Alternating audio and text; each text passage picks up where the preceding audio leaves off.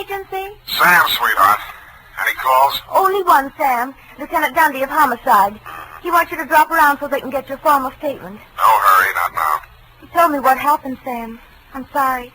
Yeah, so am I. I guess he was one of your oldest friends, wasn't he? You don't make any friends in this business, Effie. You can write that in your book now, and I'll give you the rest of it when I get there. You sound tired, Sam. Wouldn't you rather just... What, baby? Well, go home and, just put it off until tomorrow. Yeah, maybe No, I'll get it off my chest tonight. Stay there, Effie. I'll come on down and dictate my report on the Dick Foley caper.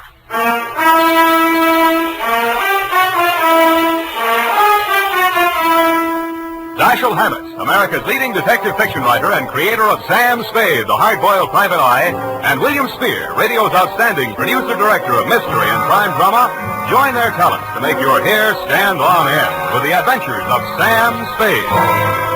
Presented by the makers of Wild Root Cream Oil for the hair.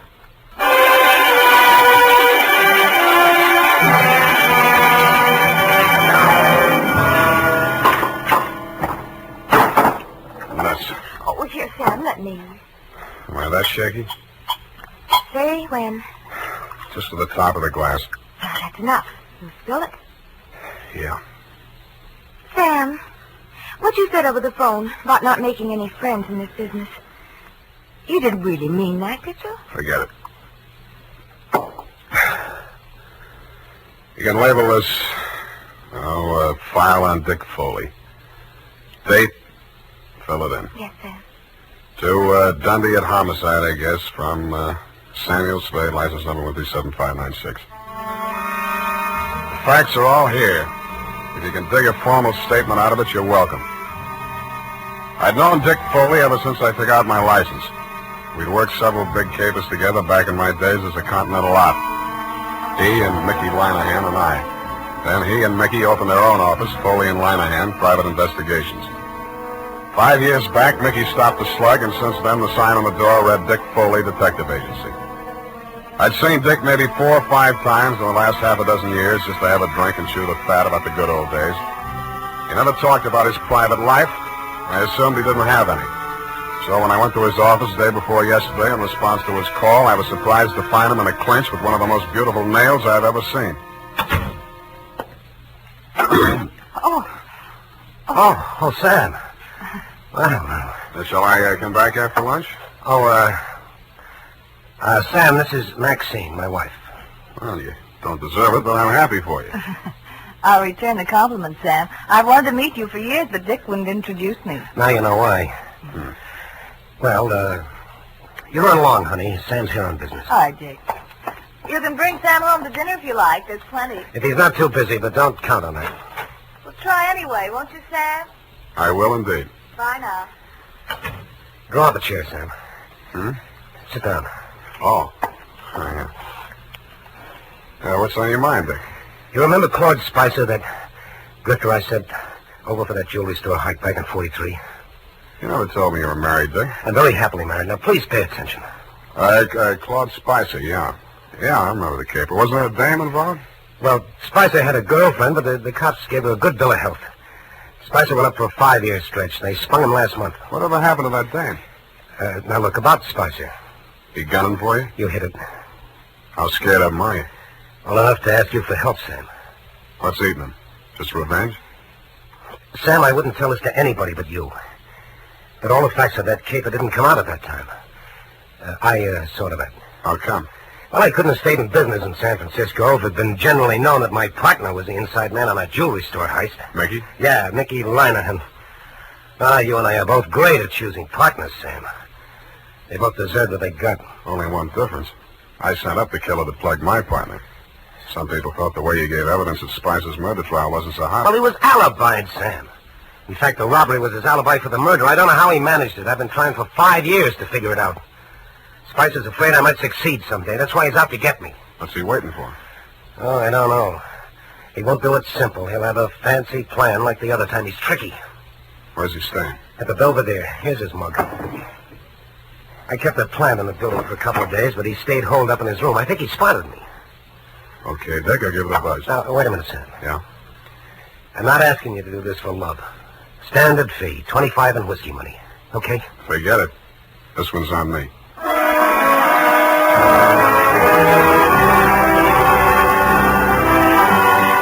In the elevator on my way out, I studied a picture of Claude Spicer on the old police circular Dick had given me.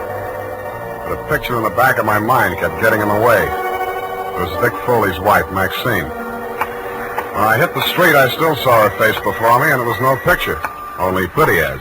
Sam, I waited for you. I've got to talk to you. My pleasure. Shall we confer in an adjacent cafe? Whatever you say. Only I don't want Dick to know. Then you shouldn't have married the detective. Please, Sam. How's this? Black watch. Yeah. Looks dark enough.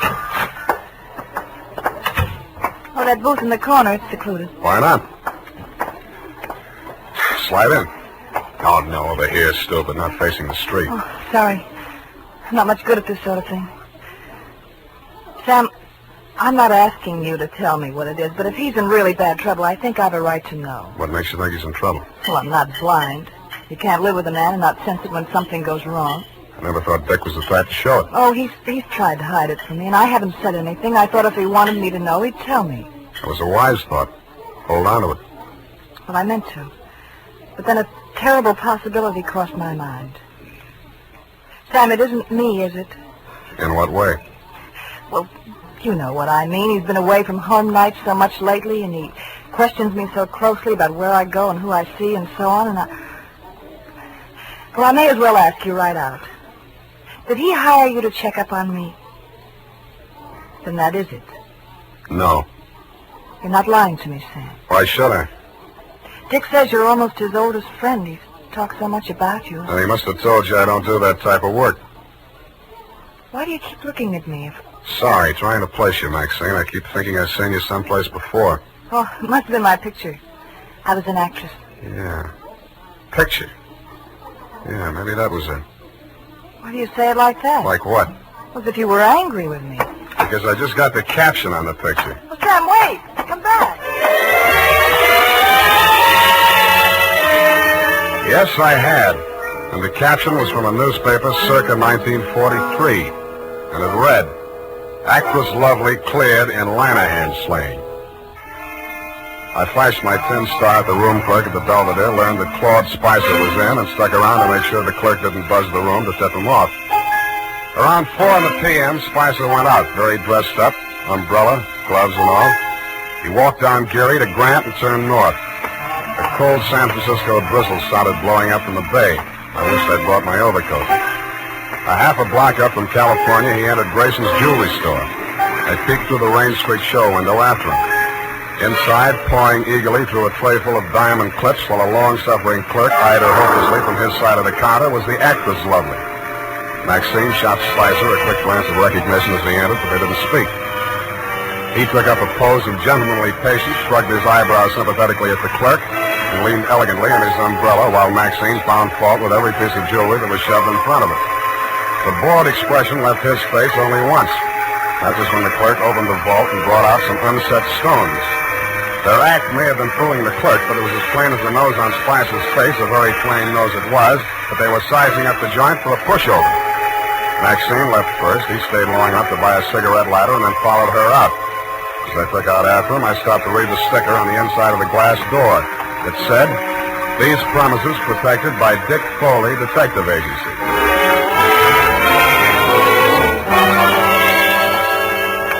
Maxine was waiting for him at the corner. I grabbed up a Chinese newspaper and used it to listen behind, but I needn't have bothered.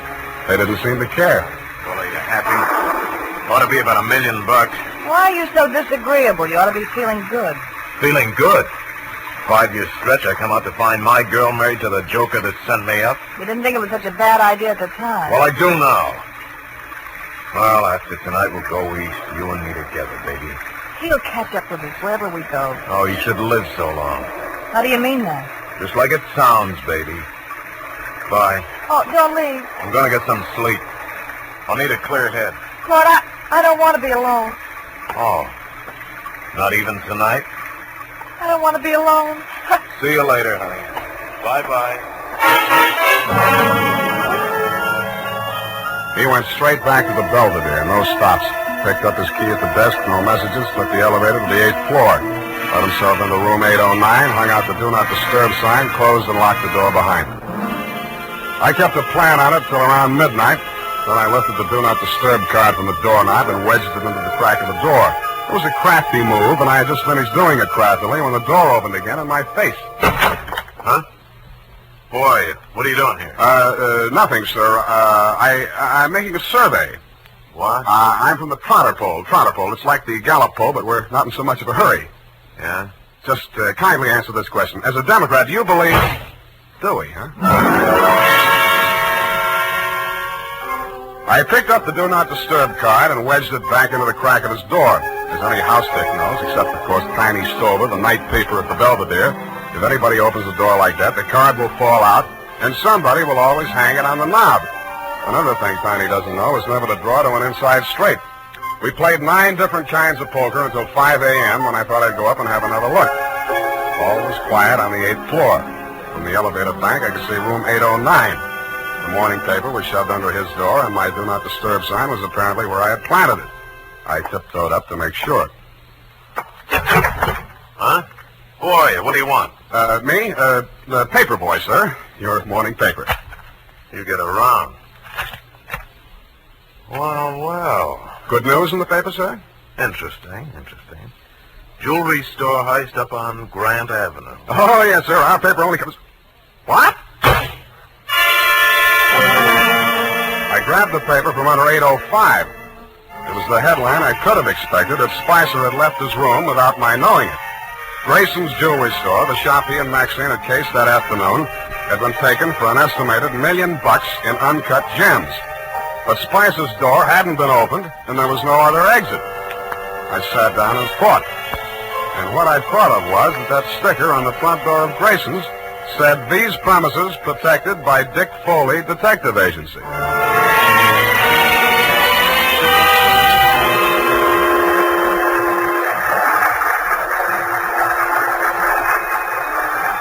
On the 6 a.m. Oakland ferry boat felt its way blindly out of a slip. Claude Spicer was aboard, and so was I.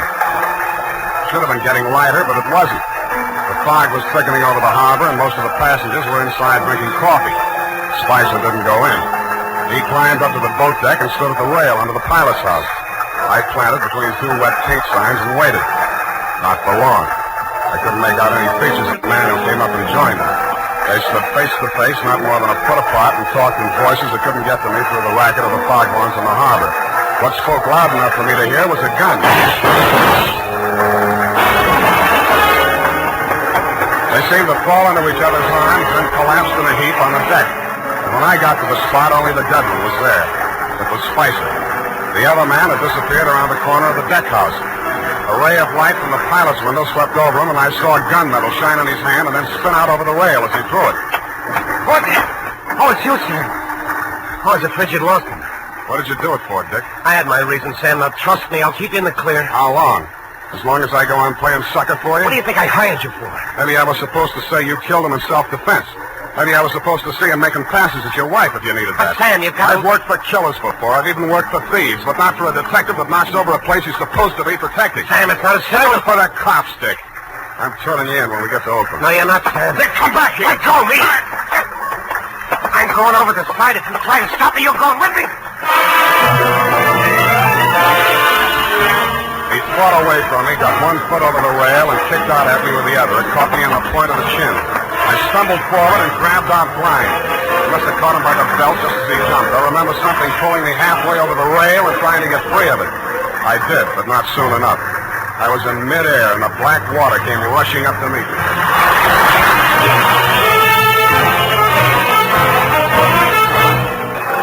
I found myself mechanically keeping afloat somehow and trying to get out of my coat. I felt heavy and large, as if I'd swallowed gallons of water. The murk hung low and thick. There was nothing else to be seen anywhere. I swallowed what felt like several more gallons before I got rid of the coat. From out of a misty fog blanket, from every direction, in a dozen different keys, from near and far, foghorns sounded. I stopped swimming and floated on my back, trying to determine my whereabouts. After a while, I picked out the moaning, evenly spaced blasts of the Alcatraz siren. But they came out of the fog without direction. Seemed to beat down on me from straight above. I was somewhere in San Francisco Bay, and that was all I knew. And I suspected the current was sweeping me out toward the Golden Gate. And a light came up ahead of me suddenly. A boat passing a few yards away. I lifted my head and screamed. But the boat siren crying its warning drowned out my shouts. Went on past, and the fog closed in behind it. Then I heard a new sound. Seagulls. I swam towards it, and it seemed to get lighter. Part of it was the dawn light beginning to cut through the fog blanket. But there was also a strange-looking man standing on the water and waving a green lantern back and forth. I yelled at him to wait for me, and the seagull got off his hat and flew away. When I got closer, I saw it was not a man, but only a buoy, channel pipe. I used all the strength I had left to drag myself up on the base of it and let it rock me to sleep.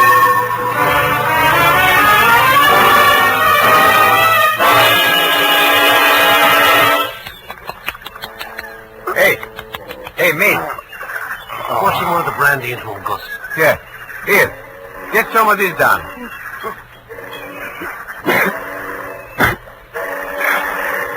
Where are we? It ain't heaven. You can tell that by the smell. Oh, Fisherman's Wharf. Yeah, take it easy. We got ambulance coming. You going to the hospital? No, I'll be okay. Hey, give me a hand. Yeah, okay. Yeah. Hey, you do us a favor, will you? Don't fall down till you get out of sight this time. We're tired of picking you up.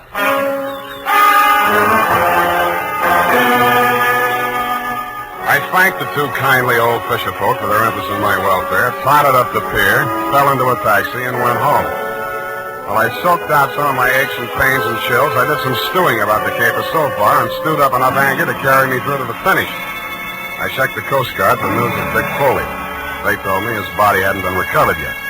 I got dressed and went over to his office. The cops hadn't been there. I went through the file cabinet. And what I found under Foley Private had me so interested that I didn't hear Maxine come in until she closed the door.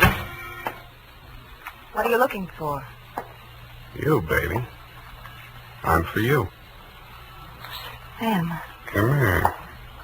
Oh, Sam. Nice. Oh, you dirty. Now, don't be mad, Maxine. A gun makes a woman bulge in the wrong place. It's not my gun. We'll see. Sam, Shut up. Now, starting with the rap Spicer went up for, the same pattern. The way you worked this one tells me how you worked it the first time. You get something on a private detective. The first time, 5 years ago, it was Dick's partner, Mickey Lanahan. I don't know what Spicer had on him, but I do know he forced Dick to knock over Grayson's jewelry store last night. I won't listen to you. Okay, I'll talk to myself. I'm not saying you killed Mickey Lanahan, but Dick did frame an alibi for you, didn't he? Didn't he? Oh, you're hurting me. Good. Try spending a night swimming around in circles in the middle of the harbor sometime. See how you like that. All right, it's true. Dick did help me out of that old jam. I'm not ashamed of it.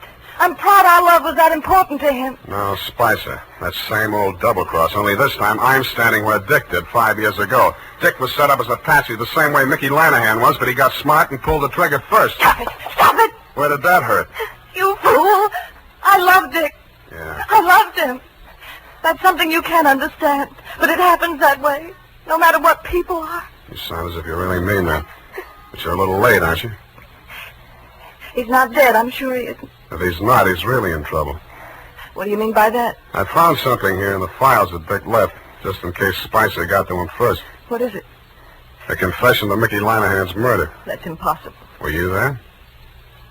What are you going to do with it? Turn it over to the police. But if he's still alive... It still counts, unless he shows and revokes it, but I don't think he will.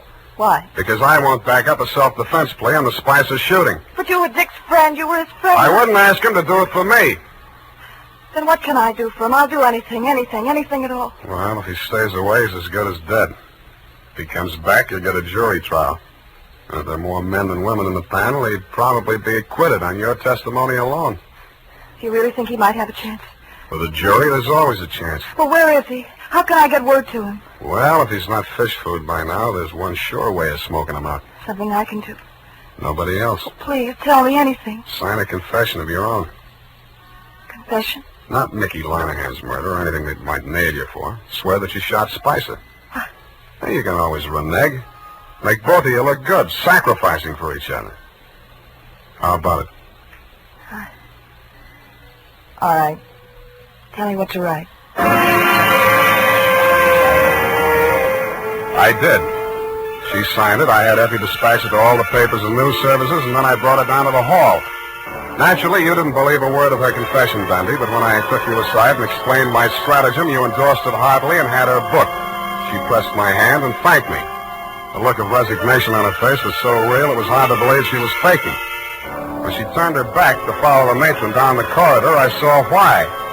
On the back of her coat, there was a smear of white paint. I remembered the wet paint signs on the Oakland ferry boat. Dick Foley gave himself up an hour after her confession hit the street, screamed and yelled at everybody in homicide, trying to convince them that Maxine was innocent and he should take the full rap. But I'm afraid I cleared that when we confronted him with the autopsy surgeon's report. He tried to bluff even then when he read it. Pellet A ended right side between third and fourth ribs, penetrated left lung. Pellet B, pleural membrane, side wound punctured. Well, so what, Sam? All three on the right side, angling up, you see? No! I don't know why. You even saw me on that boat. You saw me throw the gun over Oh, it. cut it out, Dick. What I saw was in the dark. But you two men were facing each other directly. If I were going to drop a man fast at close range, face to face like that, I would not put the gun in my left hand, twist it around, straining my wrist in the process, and pull the trigger with my thumb. Unless I were left-handed, double-jointed, and a trickier shot than you are. I'd blast him straight through the middle. All right. All right, yes, it was Maxine. Yeah. Well, that's good. Maybe you can get cured now. Why don't you open up some more? Let me put it down like it was business. All right, sir. Number one, Maxine killed your partner, Mickey Linehan, 5 years ago. Probable motive to eliminate him and send Spicer up for it. Yeah, she didn't figure on Spicer being smart enough to confess to the robbery, and that alibied him for the murder. 2, you perjured yourself to clear Maxine of the murder. Motive? To prevent the truth about your partner from coming out, and Maxine was motive enough for anything. Cut it out, will you? Sorry. 3, Spicer forced you to team up with him in the jewelry heist. How?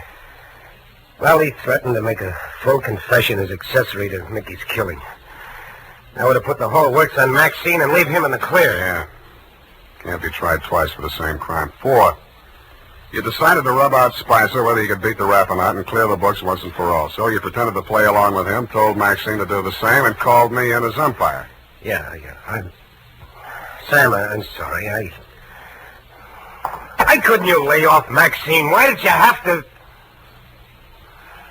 Oh, I thought you were my friend.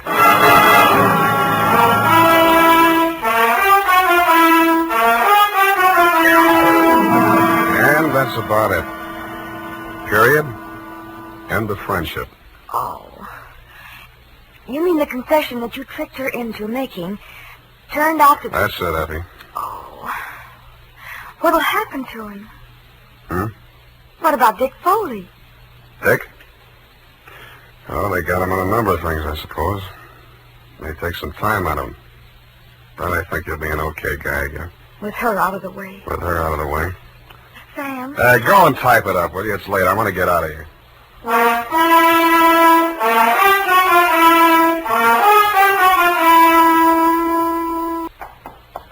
here it is, Sam. I know how you must feel, so I won't... What's your hurry? Well, I thought, well, you know how you always feel. Look, sweetheart, Dick Foley was a private dick. So what? You mean you can bring yourself to talk about it? Sure. Go ahead, try me. Well, Sam, it seems terribly complicated. I suppose because Mr. Foley was in the profession and thinks like you do. Up to a point, Effie. What's bothering you? Well, why did he call you in? You, another private detective, and he knew how smart you are and all, and... Yeah. I don't know, maybe he thought, well, if I turned up anything, I'd look the other way. Do you think that could ever happen to you, Sam? That's a clever phrase you dictated. He called me in as umpire. That's baseball. But if he was so clever, why didn't he win, Sam? His mistake, Effie, was trying a quadruple play, which has never been heard of in the history of baseball or crime. All he wanted was to bat Maxine home safe. But it usually figures when 3 men are out, the side retires. Oh, well, I don't understand baseball, Sam. That's all right. Football will be here soon anyway. Oh, but I don't... Good night, Livy. Good night, Sam. Good night, sweetheart.